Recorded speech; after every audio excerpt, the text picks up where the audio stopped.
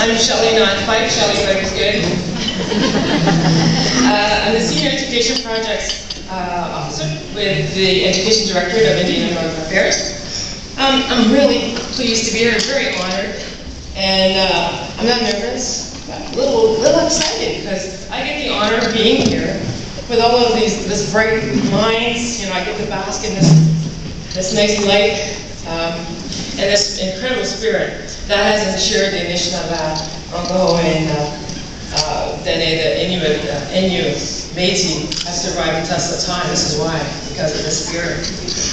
And keeping with the conference theme, I have to tell you that I am a walking partnership.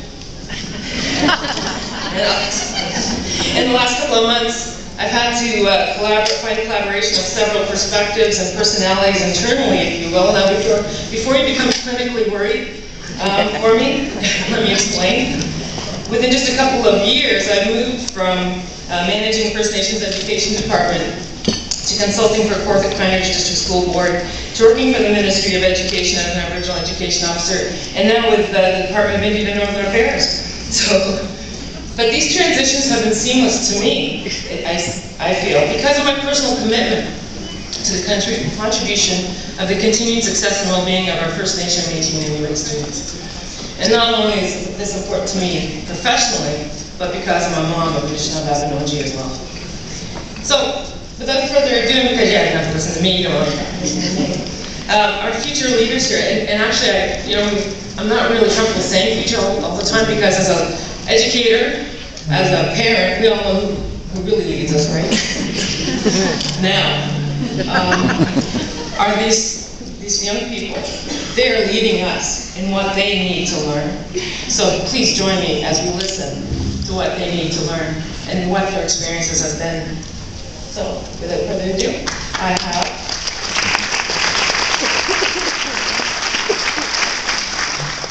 let's actually go down and introduce them all first. We have Jennifer Henry, grade 11 from G.L. Roberts Collegiate and Vocational Institute in Oshawa. We have Steve Papazzi, grade 11 from St. Clair Secondary School in Whitby. Jimmy Kiash, grade 11 from Pelican Falls First Nations High School in Lookout. Andrew Barrowcook, grade 11 from Pauline Johnson Collegiate in Brantford. GC Indian, grade 10 from Hammer School High School in Thunder Bay. And Charlotte Dancing Eagle Hendry, grade 11 from North Lambton Secondary School in Forest. And at the end there we have Shanna Dancy. She's from Secondary School. So, Jennifer, could you start, please? Tanashi. This is hello, and the language of the Métis. This language is almost forgotten, just like most Aboriginal languages and cultures. My name is Jennifer Henry, and I'm a grade 11 student at G.L. Roberts Collegiate and Vocational Institute in Oshawa. I'm just giving you a warning now that my speech could be a little long and fast because I am Métis, and it is known that once my people begin talking, it's 100 miles an hour and it's hard to stop us. As a student, students spend many years of their lives in the educational system. This is where children will be exposed to different cultures and learn how to interact and respect each other. Sharing culture and values makes a better environment for all to live and learn. It is easier to live in communities where everyone is valued and respected. This is where educators play an important role.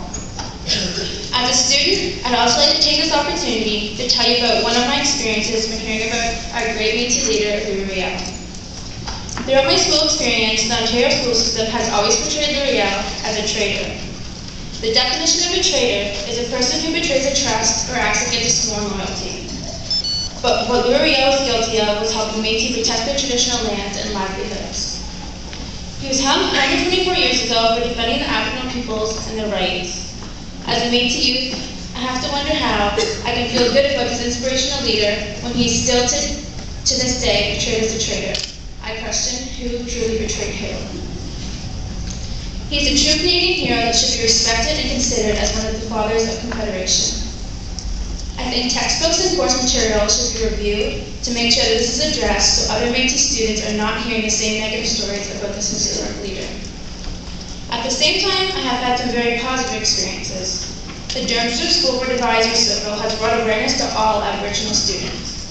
The programs encourage Aboriginal people to learn about their culture. It also gives people in the community the opportunity to come out and learn. These programs allow me to feel proud about my heritage and make me feel confident in our future as a nation being recognized throughout the educational system. I'm very appreciative to have given the chance to participate in everything the Durham District School Board has created. The Durham District School Board Advisory Circle has not only taught me about school-related topics, but culturally related topics. I've been exposed to many cultural activities and learning experiences that I would not have had the opportunity to be involved with. I've learned about traditions, beliefs, stories, and multiple other things during these meetings and events associated. I believe children in school should have the opportunity to be able to experience these inspiring stories and teachings. Teaching students about life lessons by using Aboriginal legends and stories is a fun but important way of teaching. We need to not use textbooks so much in class and do more hands-on and interactive activities to make the learning more exciting and memorable. Attending Spirit Calling Camp this past spring was definitely a great learning experience. Having both Aboriginal and non-Aboriginal students show me that other cultures are interested in learning about us also. That gave me a great feeling of hope for a future where we are accepted and proud. At this leadership camp, I learned a lot about myself, Inuit and First Nation cultures. I would definitely recommend this camp becoming annual because it was a life-changing experience I will never forget. I learned so much about different topics, which I was very uninformed about before attending this camp. We learned a lot about the common sense issues based on Aboriginal people in school. But what about going into more detail? Having smaller, broken down units on the 3 types of Aboriginals in Canada instead of one large unit based strongly on First Nations.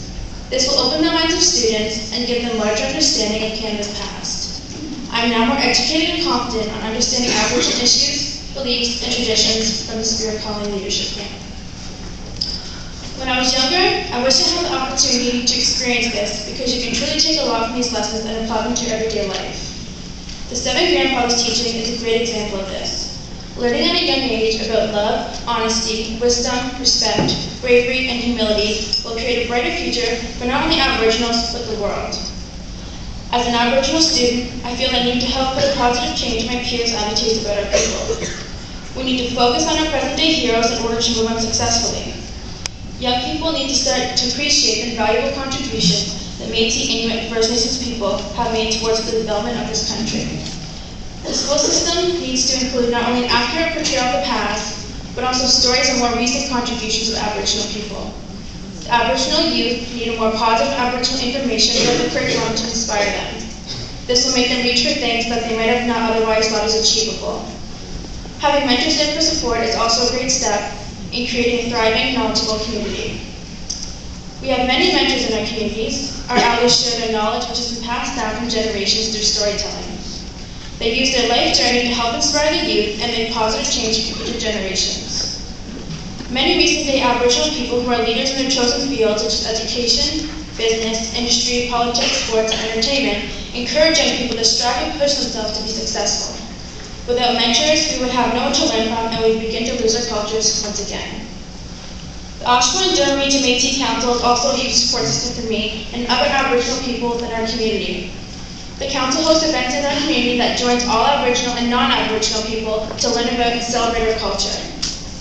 Bringing together the community is a great way to spread knowledge and promote different cultures in order to make them thrive once again.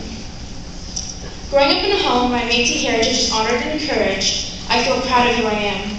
I want to share this pride and hope that we make all Aboriginals proud of their culture as much as I am. Spreading more Aboriginal teachings and beliefs through more subjects such as history would be a great way to connect with students. The Aboriginal English courses and a few others offered by the Durham District School Board and others is a great way to show that we are not only from the past, but we are here in the future. There is a large misconception by many people currently. To some, Aboriginals were here a long time ago, and we lived in teepees and built canoes to create a living. They do not see us as a large part of society. We are not expressing our cultures enough to allow people to see that we are here and we are here to stay.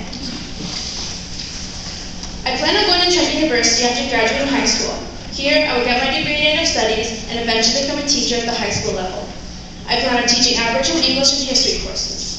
Following the footsteps of Gary Lipinski and becoming president of the Metis Nation Ontario in 1998. My greatest successes have been being on the honor roll every year. This past semester, I finished with a 90% average.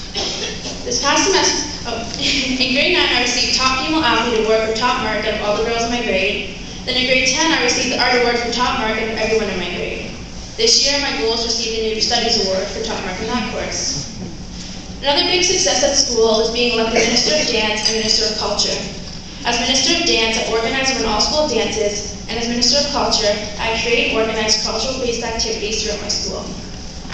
Becoming Minister of Culture made a student question me, how can you be Minister of Culture when you're white? Then I said I was Metis, which raised even more questions. What is Metis? Then I explained that we are the Europeans versus First Nations, which then caused the comment, so you're only half Native? This shows that the Metis do not receive the same amount of recognition. Proof of this is when people at my school have commented that my pen is sideways. Dreamer respond with, what are you talking about? I say, you're 8, it's sideways. This has led me to then explain multiple times that this is the Metis flag, the oldest flag in this country's history. The comment that comes out of most students and some teachers know is, if I that I have Aboriginal ancestors, you're lucky, you don't have to pay taxes and get your post-secondary education paid for. This shows one of the many stereotypes that Aboriginal students face. Another question that arises often is, do you have your card? They say this like, this is what defines me as an Aboriginal. Even though I do have my card, I do not need to feel Métis. I live the Métis lifestyle, and I feel it in my heart, and this is what matters most of all. History cannot be changed, but the future is in our hands. As a proud Métis youth, I will use my voice to encourage positive change for all Aboriginal people. Our history needs to be told by our elders to help preserve our cultures. It is my role to respect my elders and do my part by honoring them and striving to make the future a better place for all of us. A troubled history doesn't equal the troubled future. Instead, it equals strong, thriving people who want to make a difference in this world. And I believe as an Aboriginal, we are just starting this journey to an amazing future, filled with pride, hope, and accomplishments. This is a great start to an even greater future for all. Thanks very much.